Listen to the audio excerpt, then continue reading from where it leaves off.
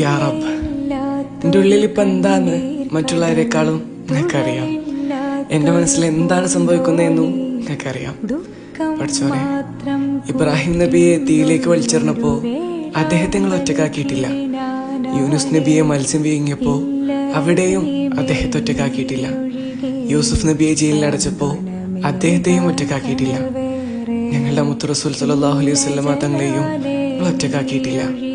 പഠിച്ചോനെ, എന്നെ നിങ്ങൾ ഒറ്റക്കാക്കരുതേ. നന്മകൾ ചെയ്യാൻ എന്നെ ശക്തിപ്പെടുത്തണേ. പഠിച്ചോനെ, എന്നെ ഭയങ്കര ഇഷ്ടമാണ്. എനിക്ക് കാലിടറുന്നുണ്ടാവും.